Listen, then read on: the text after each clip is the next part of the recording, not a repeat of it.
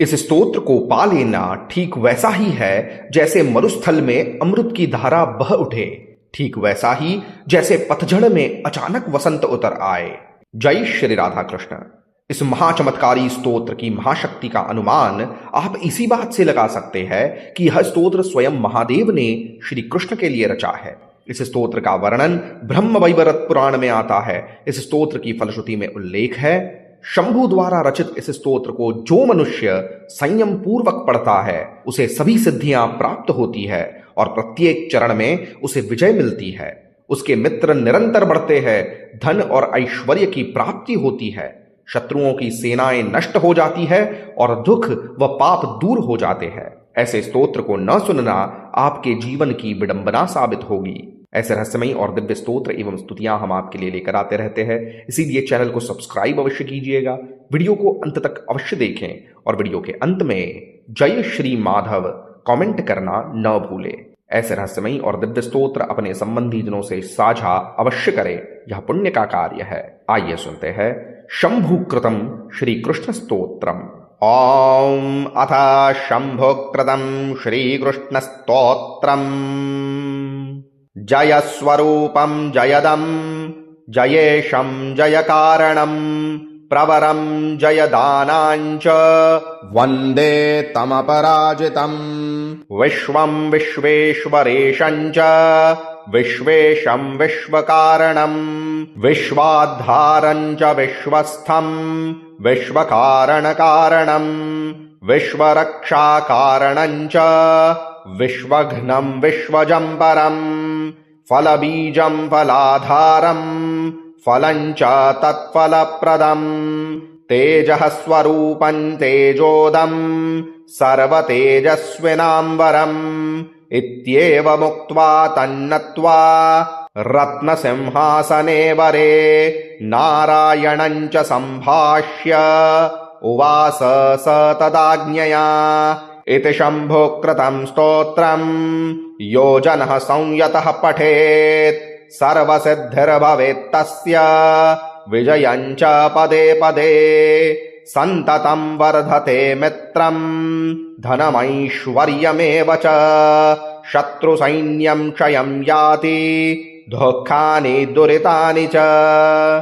जयस्वरूपं जयदं जयेशं जयकारणं प्रवरं जयदानाञ्च वन्दे तमपराजितं विश्वं विश्वेश्वरेशं च विश्वेशं विश्वकारणं विश्वाधारं च विश्वस्थं विश्वकारणकारणं विश्वरक्षाकारणं च विश्वघ्नं विश्वजं फलबीजं फलाधारं फलं च तत्फलप्रदं तेजः स्वरूपं तेजोदं सर्वतेजस्विनाम्बरम् इत्येवमुक्त्वा तन्नत्वा रत्नसिंहासने वरे नारायणं च सम्भाष्य उवास स तदाज्ञया।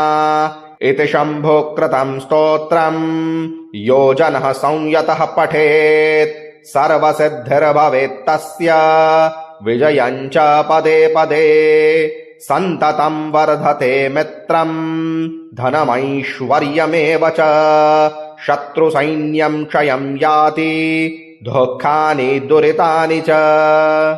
जयस्वरूपं जयदं जयेशं जयकारणं प्रवरं जयदानाञ्च वन्दे तमपराजितं विश्वं विश्वेश्वरेशं च विश्वेशं विश्वकारणं विश्वाधारं च विश्वस्थं विश्वकारणकारणं विश्वरक्षाकारणं च विश्वघ्नं विश्वजं फलबीजं फलाधारं फलं च तत्फलप्रदं तेजः स्वरूपं तेजोदं सर्वतेजस्विनाम्बरम् इत्येवमुक्त्वा तन्नत्वा रत्नसिंहासने वरे नारायणं च सम्भाष्य उवास स तदाज्ञया।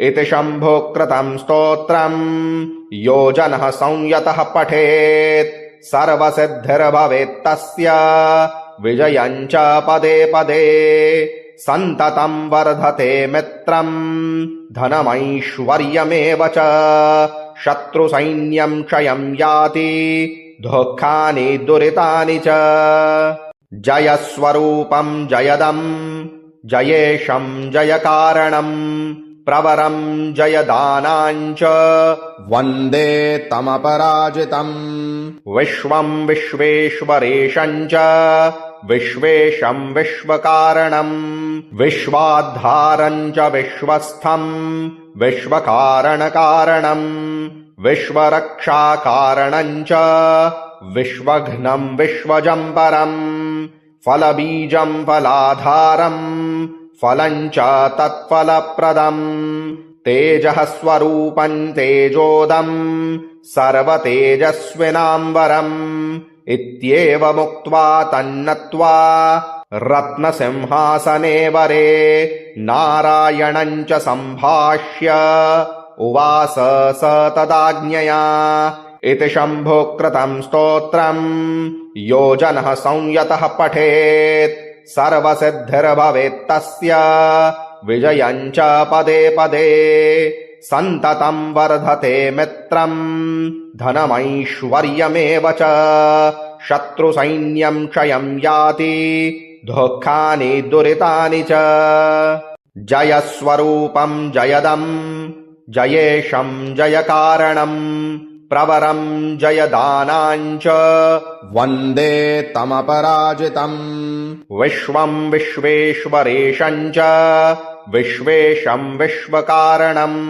विश्वाधारं च विश्वस्थं विश्वकारणकारणं विश्वरक्षाकारणं च विश्वघ्नं विश्वजं परम् फलबीजं फलाधारं फलं च तत्फलप्रदम् तेजः स्वरूपं तेजोदं सर्वतेजस्विनाम्बरम् इत्येवमुक्त्वा तन्नत्वा रत्नसिंहासने वरे नारायणं च सम्भाष्य उवास स तदाज्ञया इति शम्भुकृतं स्तोत्रम् योजनः संयतः पठेत् सर्वसिद्धिर्भवेत् तस्य विजयं च पदे पदे सन्ततं वर्धते मित्रं धनमैश्वर्यमेव च शत्रुसैन्यं क्षयं याति दुःखानि दुरितानि च